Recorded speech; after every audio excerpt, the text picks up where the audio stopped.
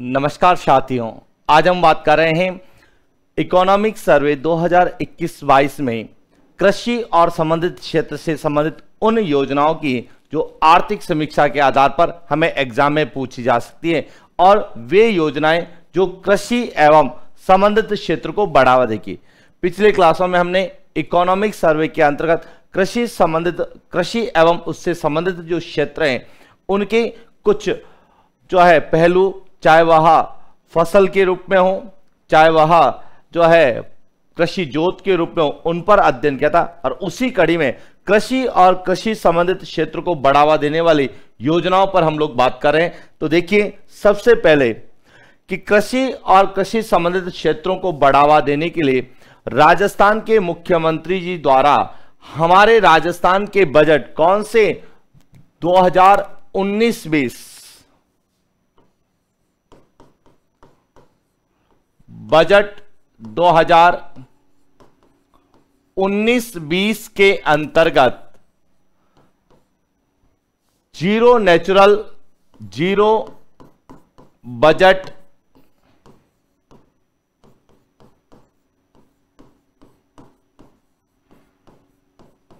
Natural farming की शुरुआत की। तो ध्यान रखना, आपसे पूछा जा सकता है कि जीरो बजट नेचुरल फार्मिंग या तो क्या है या इसकी शुरुआत किस बजट में की गई। तो ध्यान रखना, इसकी शुरुआत जो है बजट 2019-20 में पायलट प्रोजेक्ट के रूप में,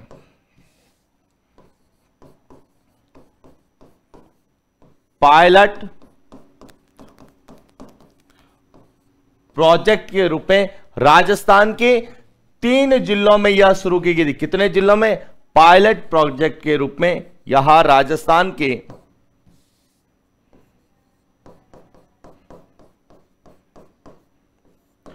3 जिलों में शुरू की गई थी। और वह जिले कौन से हैं? देखिए, टोंक, सिरोही और बांसवाड़ा। टोंक, सिरोही और बांसवाड़ा, इन 3 जिलों में 2019-20 के बजट में जीरो बजट नेचुरल फार्मिंग की शुरुआत की गई। लेकिन यदि बात करें बजट 2021 2020-21 में इस जीरो बजट नेचुरल फार्मिंग को राजस्थान के कितने जिलों में लागू किया गया है? 15 जिलों में इसको लागू किया गया। यह ध्यान रखना, पूछा जा सकता है कि जब यह प्रारंभ की गई थी, कब प्रारंभ की गई? यहां प्रारंभ की गई थी 2019-20 के बजट में। और कितने जिलों में प्रारंभ की थी? 3 जिलों में पायलट प्रोजेक्ट के रूप में शुरू की थी।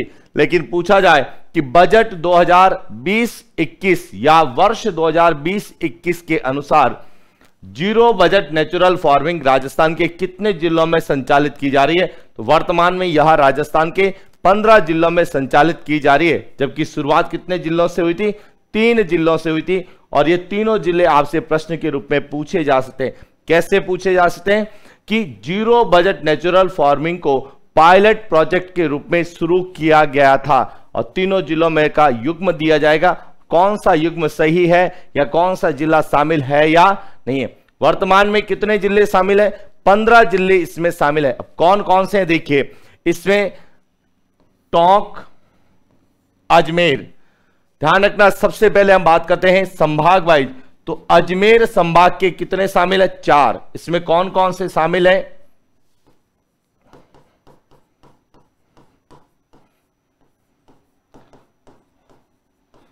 अजमेर संभाग, और अजमेर संभाग के कितने जिले आते हैं? 4 जिले आते हैं। अजमेर, नागौर, टोंक और भीलवाड़ा। कितने आते हैं?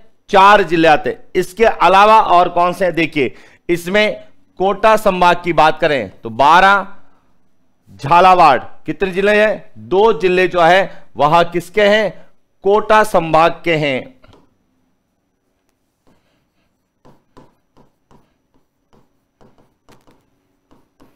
कोटा संभाग के 2 जिले इसके अंतर्गत आते हैं, एक तो बारां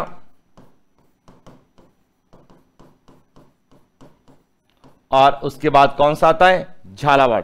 इसके बाद और कौन कौन से हैं, देखिए उदयपुर संभाग की बात करें तो उदयपुर है, बांसवाड़ा है, और यहां 2 जिले जो है वह उदयपुर संभाग के हैं।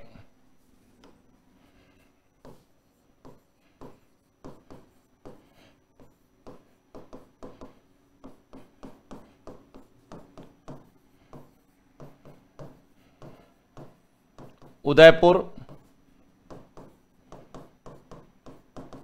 बांसवाड़ा।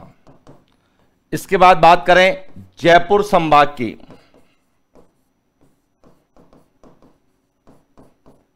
तो जयपुर संभाग के इसमें कौन कौन से हैं, देखिए जयपुर संभाग का इसमें एक तो है अलवर, दूसरा कौन सा है, सीकर,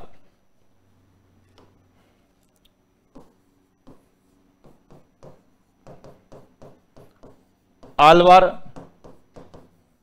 और सीकर, यानी कि कितने हो गए, 6 और 4 10। उसके बाद बीकानेर संभाग,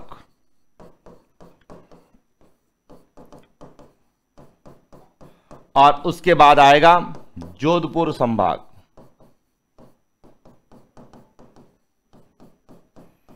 अब यदि बात करें बीकानेर संभाग के 2 जिले आएंगे इसमें,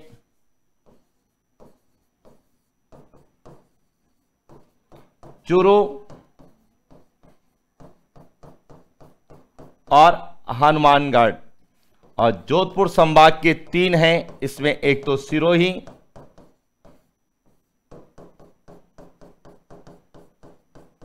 जैसलमेर और बाड़मेर, जैसलमेर और सिरोही। इस तरह से यदि हम बात करें तो जो जीरो बजट नेचुरल फार्मिंग है, जीरो बजट नेचुरल फार्मिंग यहां राजस्थान के कितने संभाग में संचालित की जा रही है, 1 2 3 4 5 और 6, कितने, 6 संभाग में। तो देखिए यहां से भी एक महत्वपूर्ण प्रश्न बनता है कि आपसे पूछा जा सकता है जीरो बजट नेचुरल फार्मिंग का संबंध किस संभाग से है या नहीं है। तो 6 संभाग आते हैं, इसमें एक संभाग शामिल नहीं है, कौन सा, भरतपुर संभाग या भरतपुर संभाग के जिले इसमें शामिल नहीं है। तो आपसे पूछा जाए कि पायलट प्रोजेक्ट के समय कितने जिलों में शुरू की गई थी, 3 जिलों में शुरू की गई थी, कौन कौन से थे, तो पायलट प्रोजेक्ट के समय एक तो था टोंक, एक था बांसवाड़ा और एक था सिरोही। पायलट प्रोजेक्ट के समय यह 3 जिलों में शुरू की गई, और वर्तमान में राजस्थान के कितने जिलों में संचालित की जा रही है, 15 जिलों में संचालित की जा रही है। और ये जो 15 जिले हैं यहां कितने संभाग के हैं, 6 संभाग के। अब सबसे इंपॉर्टेंट है इसका उद्देश्य, कि जो ये जीरो बजट नेचुरल फार्मिंग शुरू की गई, इसका उद्देश्य क्या है। देखिए उद्देश्य है कि कृषक खेत में स्वयं द्वारा तैयार किए गए अदानों के माध्यम से आत्मनिर्भर बने, यानी कि किसान जो खेत में कृषि कार्य करता है उससे जो बीज तैयार हो उसी बीज का वह उपयोग जो है कृषि कार्य के अंतर्गत करें, यानी कि बीजों के तो या कृषि के लिए जो बीज चाहिए, बीज की दृष्टि से वह क्या बने, आत्मनिर्भर बने, और साथ ही साथ वह कृषि उत्पादन का क्या करें, रसायन मुक्त करें, यानी कि कृषि जो है उत्पाद है वह सब रसायन मुक्त होंगे। क्यों, क्योंकि जिस खेत में कृषि खेती होगी उसी खेत के बीज का यदि उपयोग किया जाएगा तो कहीं ना कहीं कृषि उत्पाद को रसायन मुक्त किया जा सकता है। तो आपसे ध्यान रखना, प्रश्न पूछा जा सकता है जीरो बजट नेचुरल फार्मिंग कब शुरू की गई, तो 2019-20 में शुरू की गई, और कितने जिलों में यह प्रारंभ की गई, पायलट प्रोजेक्ट के तहत राजस्थान के 3 जिलों में यह प्रारंभ की गई थी। वर्तमान में कितने जिलों में, तो बजट 2020-21 के अनुसार यह राजस्थान के 15 जिलों में जो है संचालित की जा रही है। और इसका उद्देश्य क्या है कि बीजों की दृष्टि से किसानों को आत्मनिर्भर बनाना और जो कृषि उत्पाद है उसको रसायन मुक्त करना, इस उद्देश्य से जीरो बजट नेचुरल फार्मिंग की शुरुआत की गई है। और मुख्यमंत्री जी ने कहा कि खेती में जान तो सशक्त किसान, खेती में जान तो सशक्त किसान। यह सोच किसकी थी? यह जीरो बजट नेचुरल फार्मिंग के संबंध में राजस्थान के मुख्यमंत्री जी की सोच थी कि यदि खेती में जान होगी तो सशक्त क्या बनेगा? किसान बनेगा। तो ये थी जीरो बजट नेचुरल फार्मिंग, जिसको लेके प्रश्न क्या क्या पूछे जा सकते हैं उस पर बात करते हैं। और कौन सी योजना है? तो अगली योजना है कृषक कल्याण कोष का गठन। अब देखिए, सबसे पहले कृषक कल्याण जो है कोष क्या है, इसका गठन कब किया गया और इसमें कितनी राशि को जो है निवेश किया गया, या कह सकते हैं इसके अंतर्गत कितनी राशि को जो है जमा किया गया। तो देखिए, कृषक कल्याण कोष, इसके अंतर्गत 100 करोड़ की राशि, कितनी? 100 करोड़ रुपए की राशि, सॉरी, इसके अंतर्गत 1000 करोड़, 1000 करोड़ रुपए की राशि, 1000 करोड़ रुपए की राशि से कृषक कल्याण कोष का गठन किया गया है। कब किया गया है? यह किया गया है 16 दिसंबर 2019 को।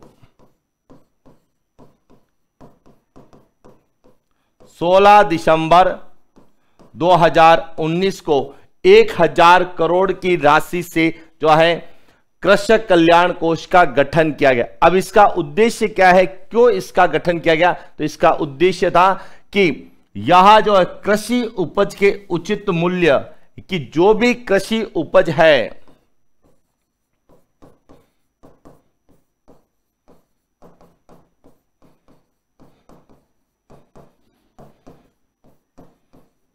कि किसानों को जो भी कृषि उपज है उसका जो है वह उचित मूल्य मिले, साथ ही किसान कल्याण से जुड़ी हुई अन्य गतियों को बढ़ावा देना, यानी कि कृषक कल्याण से जुड़ी अन्य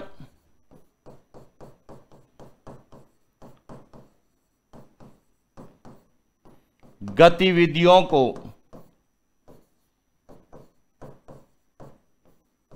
बढ़ावा देना, कृषक कल्याण से जुड़ी अन्य गतिविधियों को बढ़ावा देना और कृषि उपज का उचित मूल्य हो, इसके लिए जो है 16 दिसंबर 2019 को 1000 करोड़ की राशि से कृषक कल्याण कोष की क्या गया? गठन किया गया है। तो कृषक कल्याण कोष कब गठन किया गया, इसमें कितनी राशि जो है जमा की गई और इसका क्या उद्देश्य था, इस पर हम लोग ने बात की। यह भी प्रश्न आपसे पूछे जाने की संभावना है कि कृषक कल्याण कोष का गठन कब किया गया या कितनी राशि से कृषक कल्याण कोष का गठन किया गया।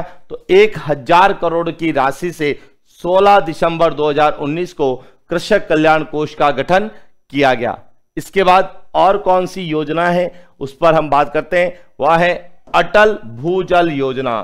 देखिए, अटल भूजल योजना, यह भी राजस्थान में जो है कृषि और कृषि संबंधित क्षेत्र को बढ़ावा देने से। देखिए, सबसे पहले बात करते हैं अटल भूजल योजना क्या है। तो अटल भूजल योजना यह भारत सरकार और विश्व बैंक के सहयोग से संचालित की जा रही। किसके द्वारा? भारत सरकार और विश्व बैंक, इन दोनों के जो है सहयोग से या वित्तीय सहायता से संचालित की जा रही है, जिसमें 50% भारत सरकार और 50% विश्व बैंक दोनों का जो है संयुक्त प्रोजेक्ट है।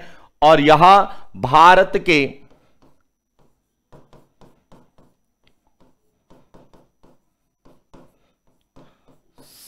7 राज्यों में, कितने राज्यों में? 7 राज्यों में संचालित की जा रही है। अब इसका उद्देश्य क्या है? इसका उद्देश्य है कि सामुदायिक भागीदारी के माध्यम से घिरते भूजल स्थल को रोकना, यानी कि सामुदायिक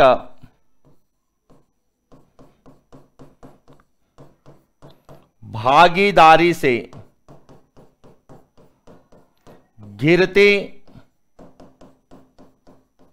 भूजल स्तर को रोकना।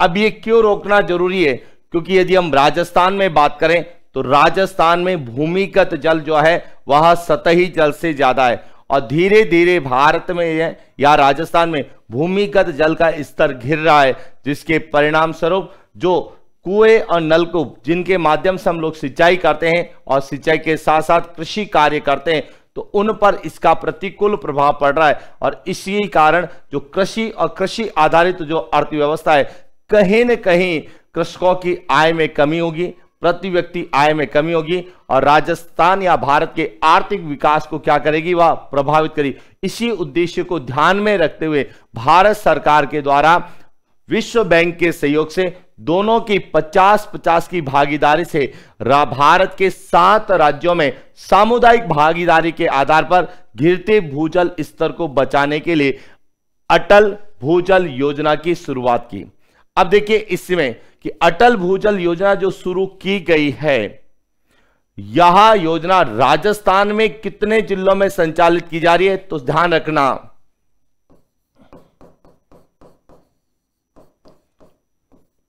राजस्थान के 17 जिले, 17 जिलों के 32 ब्लॉक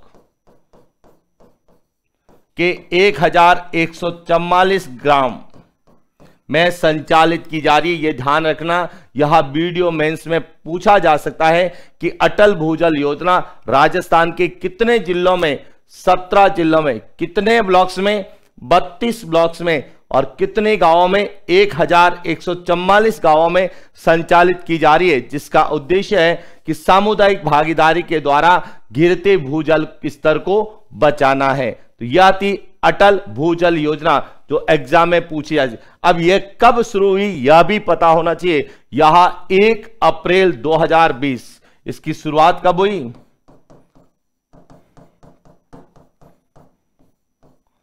1 अप्रैल 2020 को अटल भूजल योजना की शुरुआत की गई, और यह भारत के 7 राज्य कौन कौन से हैं?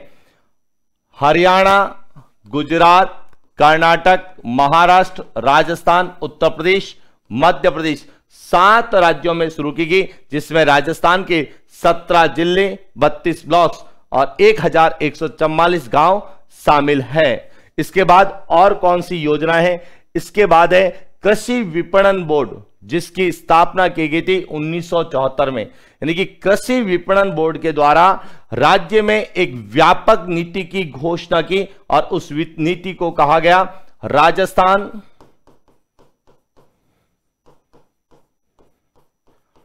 कृषि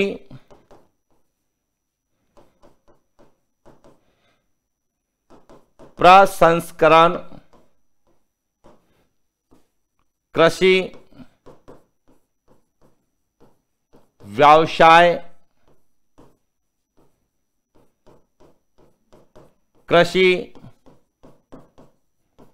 निर्यात प्रोत्साहन नीति। और यह नीति कब घोषित की गई? 17 दिसंबर 2019 को घोषित की गई। किसके द्वारा घोषित की गई? कृषि विपणन बोर्ड। किसके द्वारा? कृषि विपणन बोर्ड के द्वारा की गई। और कृषि विपणन बोर्ड जिसकी स्थापना 1974 में की गई, इसके द्वारा राजस्थान कृषि प्रसंस्करण कृषि व्यवसाय एवं कृषि निर्यात प्रोत्साहन नीति 2019 की घोषणा की गई 17 दिसंबर 2019 को। अब इसकी क्या क्या विशेषता है? पहली विशेषता है समूह आधारित कार्य प्रणाली द्वारा फसल कटाई के बाद की हानियों को कम करना। यानी कि फसल की कटाई के बाद, चाहे वह वर्षा के कारण हो या किसी अन्य प्राकृतिक घटना के कारण या प्राकृतिक आपदा के कारण जो फसल को नुकसान होता है उसको कैसे कैसे कम किया जाए और सामूहिक रूप से कार्य करते हुए इसको कम करना। दूसरा है कृषकों एवं उनके संगठनों की सहभागिता को बढ़ाना, कि जो कृषक वर्ग है या कृषक वर्ग के विकास के लिए जो भी सामाजिक संगठन या जो संगठन कार्य करते हैं उनकी सहभागिता को आपस में बढ़ाना। इसके बाद कृषकों की आपूर्ति एवं मूल्य वर्धन श्रृंखला में प्रत्यक्ष भागीदारी बढ़ाते हुए उनकी आय में वृद्धि करना, यानी कि कृषकों की जो आपूर्ति होती है उसके द्वारा कृषकों की आय को कैसे बढ़ाना, यह भी इनका उद्देश्य है। और सबसे इंपॉर्टेंट है यह कि इसमें क्या कहा गया कि कौन से निर्यात को प्रोत्साहन देना, तो इसमें राज्य की उत्पादन बहुलता वाली विशिष्ट फसलों कि ऐसी विशिष्ट फसलें जिसका राजस्थान में उत्पादन हो रहा है उनके निर्यात को जो है बढ़ावा देना, जैसे जीरा है, धनिया है, मेथी है, सौंफ है, अजवाइन है, ईसबगोल है, दलहन है, तिलहन है, मेहंदी है, किन्नू है, अनार है, या जो ताजा सब्जियां हैं इनके निर्यात को कैसे बढ़ावा देना, यानी कि इनके उत्पादन में राजस्थान अग्रणीय राज्यों के अंतर्गत आता है और इनके उत्पाद को बढ़ावा देने और उत्पाद के साथ साथ इनके निर्यात को बढ़ावा देना, इनकी फसलों के मूल्य संवर्धन को कैसे बढ़ाया जाए, इसी उद्देश्य को ध्यान में रखते हुए राजस्थान कृषि प्रसंस्करण, कृषि व्यवसाय और कृषि निर्यात प्रोत्साहन नीति शुरुआत की गई। तो अब आपसे प्रश्न क्या बन सकता है, जो सबसे इंपॉर्टेंट प्रश्न है, प्रश्न पूछा जा सकता है कि राजस्थान कृषि प्रसंस्करण, कृषि व्यवसाय एवं कृषि निर्यात प्रोत्साहन नीति 2019 में निम्न में से कौन सी फसलें शामिल है या नहीं है। कौन कौन सी है, जिसमें राजस्थान की उत्पादकता में विशिष्ट स्थान है, जैसे जीरा, धनिया, मेथी, तिलहन, दलहन, यहां तक कि सौंफ, अजवाइन, ईसबगोल, मेहंदी, किन्नू, अनार, इनका जो है निर्यात को कैसे बढ़ावा देना, इनका कैसे मूल्य संवर्धन करना।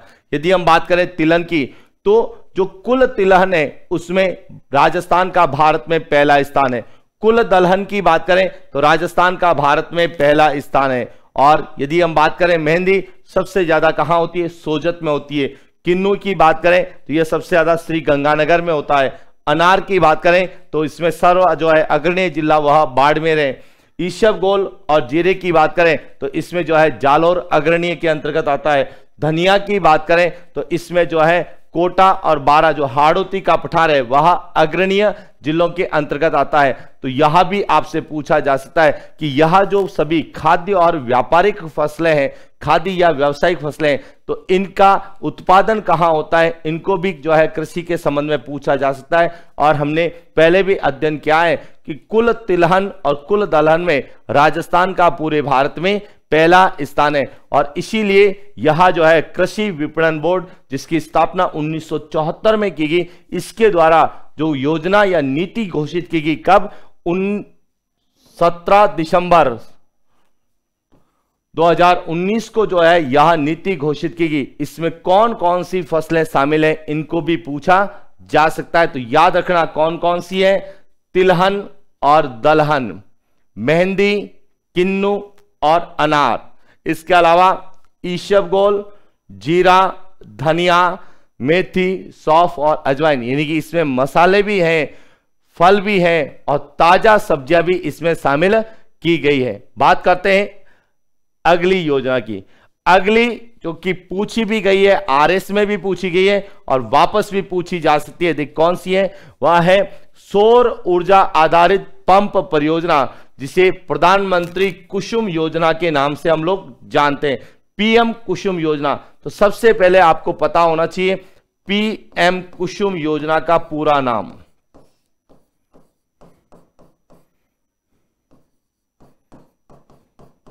जो पीएम कुसुम योजना है इसका पूरा नाम पूछा जा सकता है। इसका पूरा नाम है प्रधानमंत्री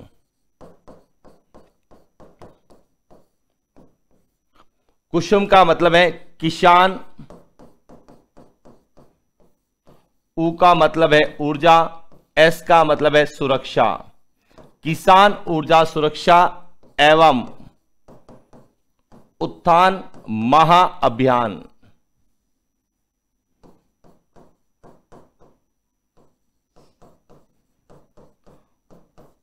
महाअभियान यह जो है यह पीएम कुसुम योजना का पूरा नाम है। और ये कब शुरू की गई? यह फरवरी 2019 में शुरू की गई, यानी कि 2019-20 के बजट में जो भारत सरकार का नवीन और नवीकरणीय ऊर्जा मंत्रालय है उसके द्वारा क्रियान्वित की जा रही है और फरवरी 2019 से यह चल रही है। और इसके तहत जो है कृषि कार्य में सौर ऊर्जा पंपों के द्वारा किसानों को सिंचाई की सुविधा या बिजली उपलब्ध करवाने के उद्देश्य से की गई है। तो प्रश्न आता है कि पीएम कुसुम योजना के तहत भारत का पहला सोलर पार्क या सोलर प्लांट कहां लगाया गया? तो पहला लगाया गया था भालोजी गांव जयपुर में। कहां लगाया गया था? भालोजी गांव जयपुर में लगाया गया। और इसका दूसरा प्लांट यानी कि भारत का या पीएम कुसुम योजना का जो दूसरा प्लांट है वह कहां लगाया गया? वह गढ़सीसर जो कि सरदार शहर तहसील चुरू के अंतर्गत आता है। तो याद रखना पहला प्लांट कहां लगाया गया? भालोजी में, और दूसरा प्लांट कहां लगाया गया? गढ़सीसर। जिला पूछा जाता है तो चुरू, और तहसील पूछी जाती है तो सरदार शहर में यह लगाया गया। किसके तहत लगाया गया? पीएम कुसुम योजना के तहत, यानी कि प्रधानमंत्री किसान ऊर्जा सुरक्षा योजना के तहत लगाया गया। अब देखिए इस योजना के तहत क्या इसकी विशेषता है कि इस योजना के अंतर्गत कुल 60% क्या दिया जाएगा? अनुदान दिया जाएगा। कि जो सोलर पंप की जो टोटल प्राइस है उसमें 60% क्या मिलेगी? अनुदान मिलेगा। और उन 60% में 30% जो है वह केंद्र सरकार देने वाली है और 30% जो अनुदान कौन देगी?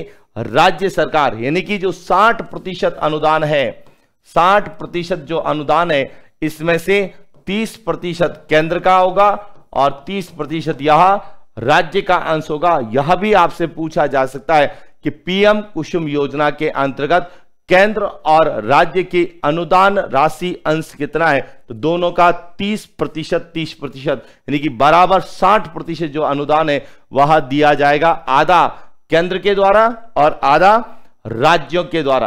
और इसकी जो सबसे इंपॉर्टेंट विशेषता है कि इस योजना के तहत वर्ष 2022 कब?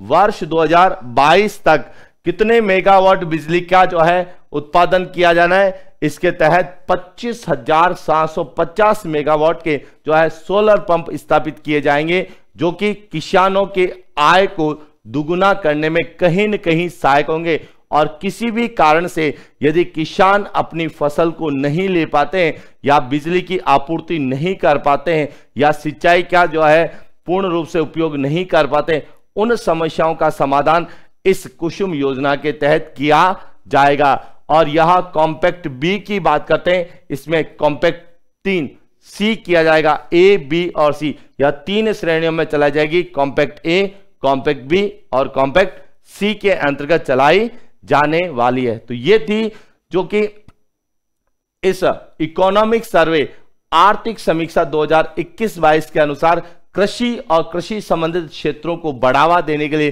कौन कौन सी योजनाएं चलाई गई, जिसमें सबसे पहली है जीरो बजट नेचुरल फार्मिंग, उसके बाद है अटल भूजल योजना, एक है पीएम कुसुम योजना और एक कृषि विपणन बोर्ड के द्वारा क्या शुरू की गई है? राजस्थान कृषि प्रसंस्करण, कृषि व्यवसाय और कृषि निर्यात प्रोत्साहन नीति 2019 जो कि 17 दिसंबर 2019 को शुरू की गई, उनके बारे में हमने चर्चा की और वहां से कैसे प्रश्न पूछे जा सकते हैं। तो आज के लिए इतना ही। आगे हम इसी श्रृंखला को जारी रखते हुए कृषि और संबंधित क्षेत्र के बाद में औद्योगिक क्षेत्र को लेकर क्या प्रश्न बन सकते हैं उन पर बात करेंगे, और इकोनॉमिक सर्वे के अनुसार औद्योगिक क्षेत्र के संबंधित महत्वपूर्ण तथ्यों पर हम लोग बात करने वाले हैं। आज के लिए इतना ही। Thank you.